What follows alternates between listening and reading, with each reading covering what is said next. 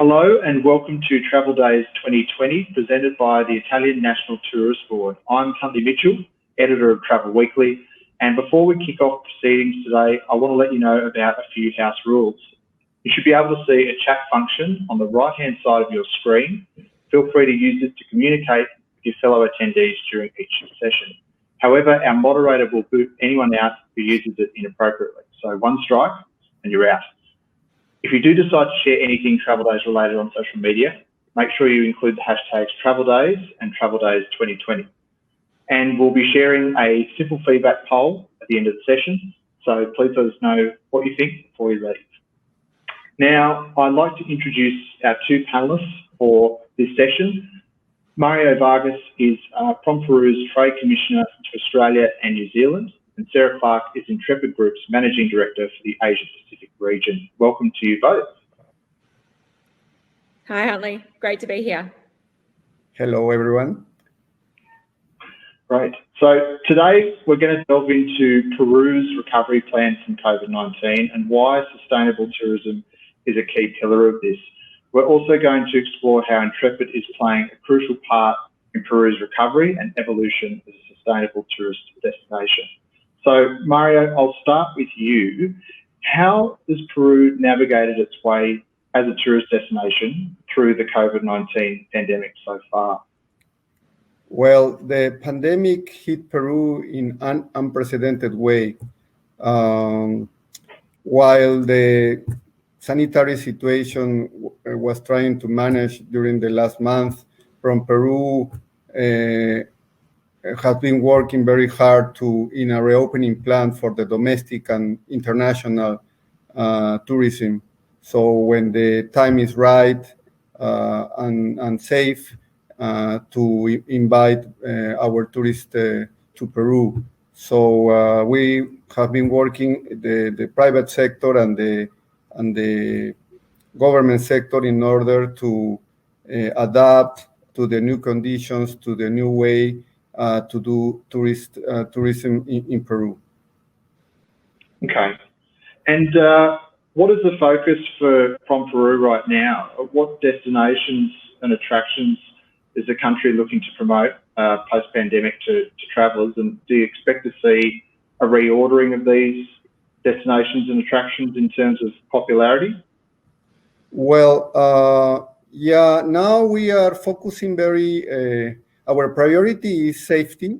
So we are working now, but we are looking, or we want to start promoting Peru as a adventure destination for outdoor sport, for people who want to do cycling, for people who want to do trekking. So these are the things that we are very keen to start promoting Peru. I want to say also that at the beginning of this year, we launched a campaign that is, the name of the campaign is Redefining Richness. Through this campaign, we are trying to promote as an adventure destination, culinary, culture, and historical destination of my country.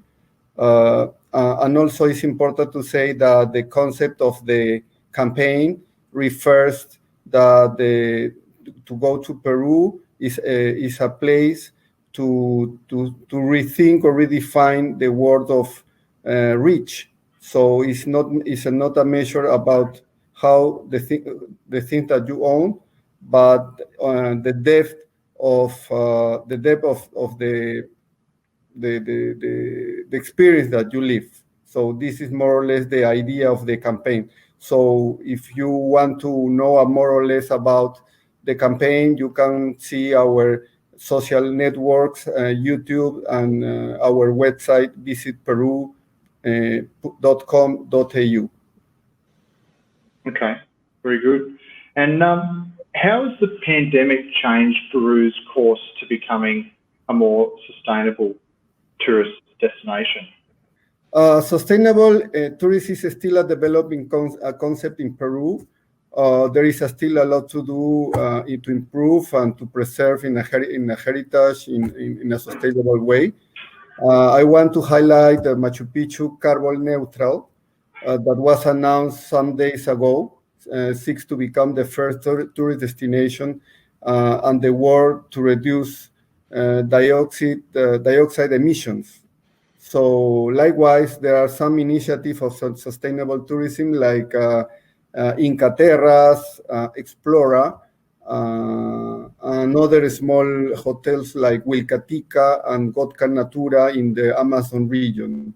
So these are the hotels that are working very hard in this perspective. Another good news is that Cold Canyon was included in the top 100 the sustainable destinations 2020 list recently revealed at the Global Green Destination Days. Okay, that's some achievement. Yeah, It sounds like you're on the right track, which is great. Sarah, I might swing the questions over to you. How has COVID-19 changed Intrepid as a tour operator and its approach to sustainable tourism? Obviously, it's a big focus already for Intrepid, but how has the pandemic changed it? Yeah, well, I think if anything, it's reinforced the need to continue to push for a sustainable future in the travel industry. I think it's really about rebuilding to ensure that we don't have destinations that are run with over tourism, and we really need to sort of focus on that regional dispersal as well. Mario mentioned just before around being carbon neutral, offsetting and reducing our overall carbon footprint continues to be a massive importance to us. And we've just committed to science-based targets to track this reduction, which is fantastic. I think as well, it's really about working with local tourism authorities and local teams to ensure that our practices are most suitable for that specific destination. And continuing to support local organisations both through our foundation and through our trips, and making sure that tourism dollar is really reaching those who need it most. From an operational perspective, it's definitely going to be a different environment, and we've been working on how we safely operate in those different destinations as they start to open up again. Okay, and obviously one of those destinations that you have a considerable presence in is Peru. How is Intrepid playing a part in the country's evolution as a sustainable tourism destination? Yeah, I don't think it's one thing. It's a combination of things that I guess we're working on to continue to evolve as Peru does from a sustainable perspective, and it's working with across I guess a couple of different pillars: people, social and environmental impacts, and of course that customer experience as well. So we're a registered Peruvian business, which means that we really have the roots in Peru with local people operating that business, not just a global company coming in. So we're working very closely with the team on the ground there. I think also the way that we travel through the country, in small groups, we employ only local leaders. And we definitely have a big focus on female leaders as well. So really enabling local Peruvians to have equal opportunity across different roles, whether it's from porters to tour guides and our operations team across the business as well. I think as well, just making sure that when we are using local guides, it means that the customer then gets that really true Peruvian experience and the connection with the local people as well.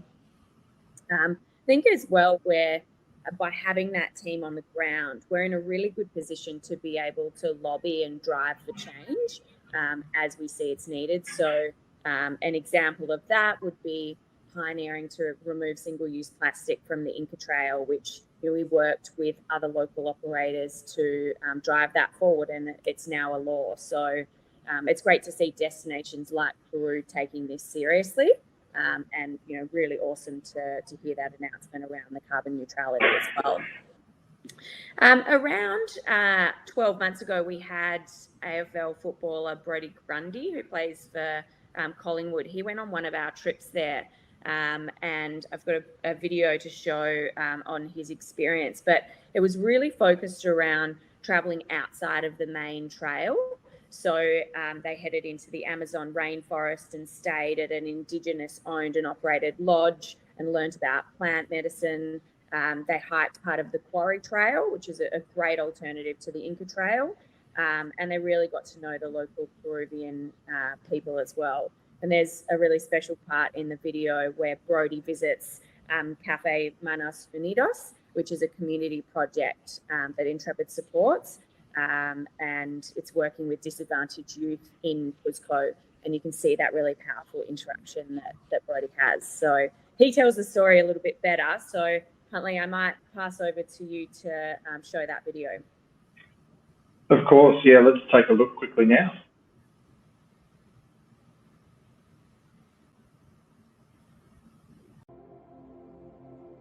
Even though I go on these trips and I'm a professional athlete and people sort of expect me to be up the front, I'm actually quite often at the back of the group. I sort of struggle with altitude. You know, the rewards are here, so I sort of take my time, just sort of plod along as I do. I suppose having the beautiful scenery around, sort of, you can sort of switch off and just sort of zone out and just sort of vibe on the nature, which gets me through.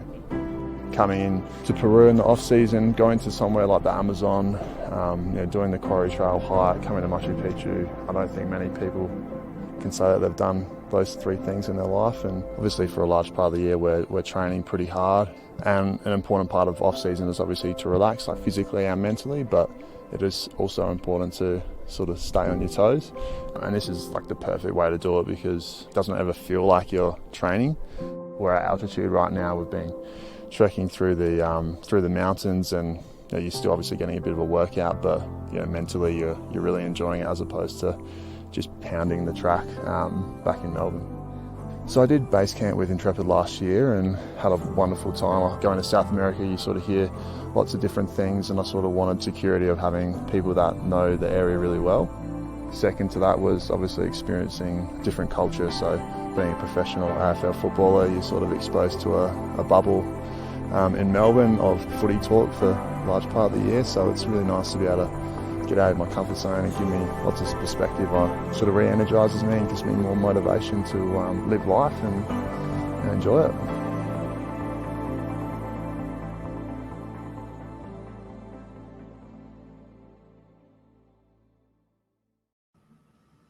Beautiful. Very beautiful indeed. And yeah, thank you so much, Sarah, for sharing that video with us. That was really great. No worries. I think it shows as well, you know, the beautiful nature of Peru, and I think that's definitely a lot of people will want to get out into some open space. Yeah, totally.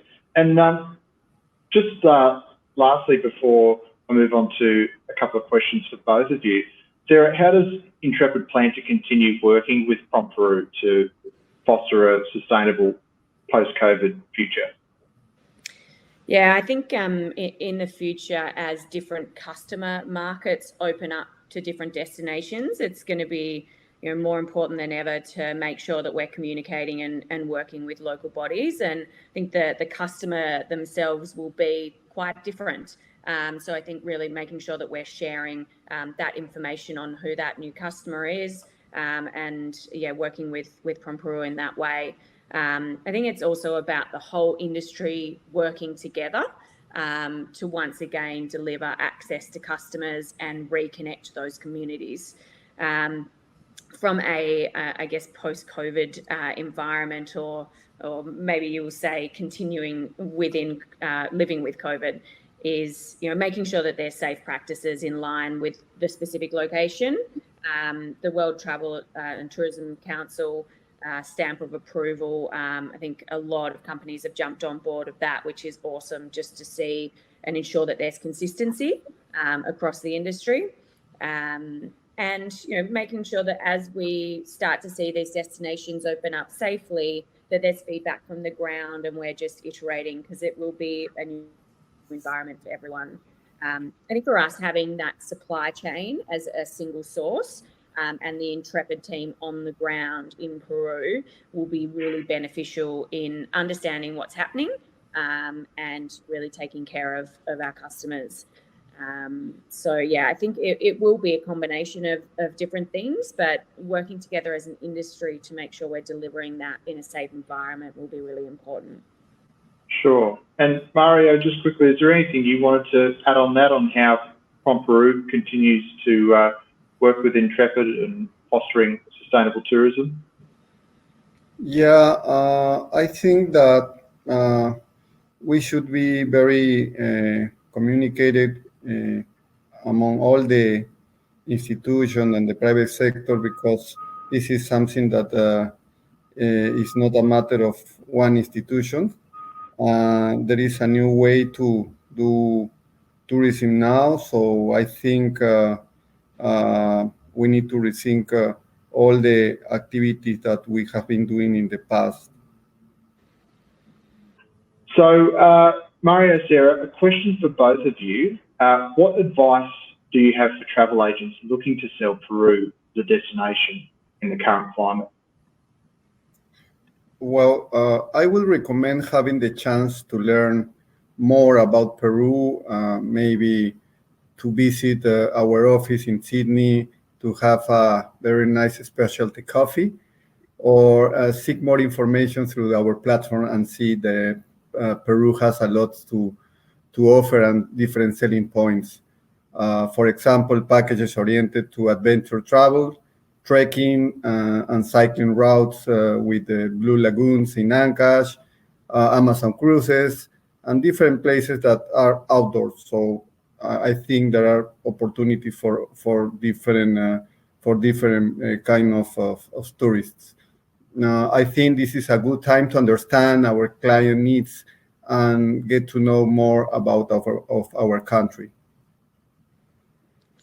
Yeah, I think just going on what you were saying, Mario, around being, having outdoor activities and, being in nature. A lot of what our customers have been saying over the last few months and definitely now is that, they really do want to get out into nature and not necessarily be surrounded by thousands of people. So I think that's a perfect alignment with what Peru does offer.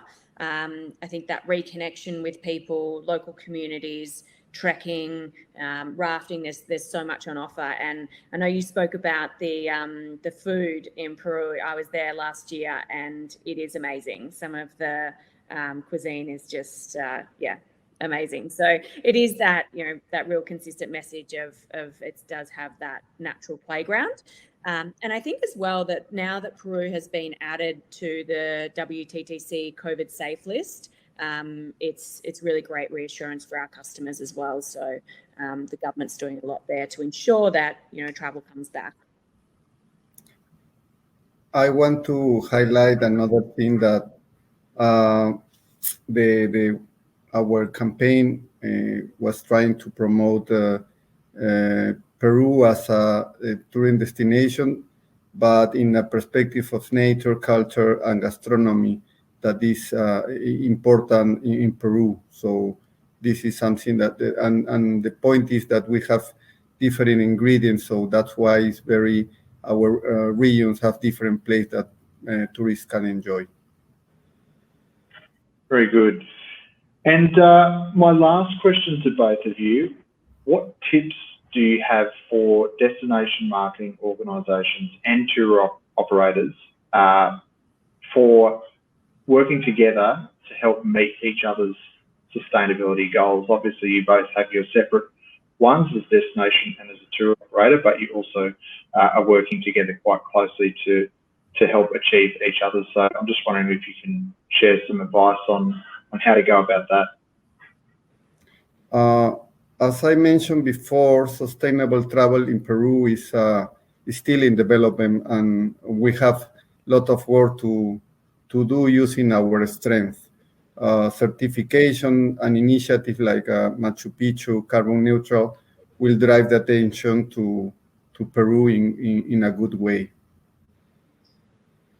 Yeah, I think as a travel industry, one thing that we do very well is work together and support each other. So I can imagine that, on the other side of this, as we start seeing customers move around the globe, we'll see a lot of support for each other across the industry. From a sustainability perspective, I would recommend that people make sure that they look at their supply chain in depth and make sure that the funds that they're investing and are going to different destinations are really going to the right people in local communities, because they definitely need that right now. They need that tourism dollar and injection into the local economies. We spoke a little bit before around, being carbon neutral and taking steps to decarbonise your travel business. We've just released a document earlier in the year, which is open to anyone in the industry, and it really looks at the steps that you can take to do that. So rebuilding the industry in a sustainable way is extremely important for the future. And I think as well, just making sure that people are using locally owned accommodation and local transport where possible. And also marketing the whole of a country. So not just the top destination, but looking at all of the different areas that you can go to really spread that tourism dollar as well. Now, before we go, Mario, I believe you'd like to show a video from Peru that you hope will inspire travel agents and clients to book a holiday to Peru once borders open. Yeah. Through this video, we want to inspire to our community, to our travel agents, to our tour operators to see Peru as a nature destination. Very good. We'll have a quick look at that now.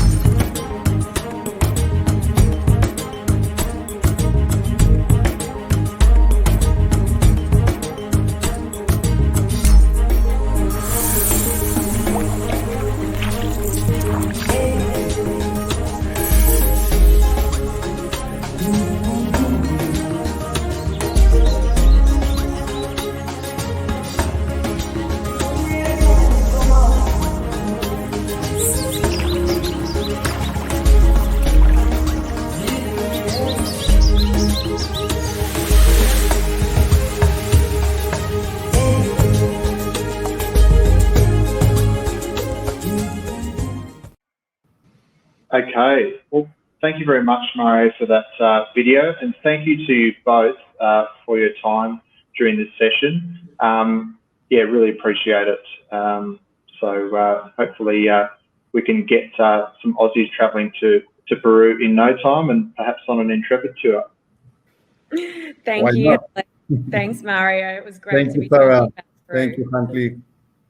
Very good. And thanks to all of you who tuned in. We hope that you gained some useful knowledge and advice that you can apply to your own business recovery. Thank you. Thank you. Bye.